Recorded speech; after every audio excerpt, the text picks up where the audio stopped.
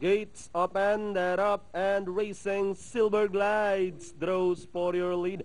Running by the rail, Diamond Magic, then running alongside Perhaps Love, Queen, and Aras is running at the tail of the field.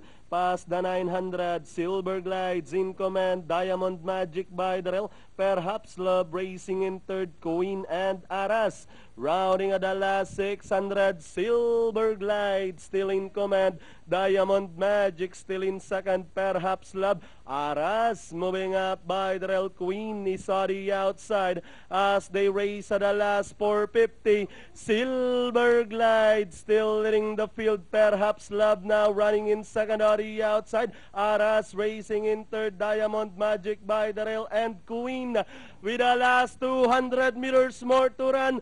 Silver Glides still leading the field, followed by Aras on the outside. Perhaps Love, Queen with 100 meters more to run. Silver Glides, Aras is on the outside second, and leading the finish line, it's all Silver Glides. Aras, Perhaps Love, Queen, and Diamond Magic comes in last.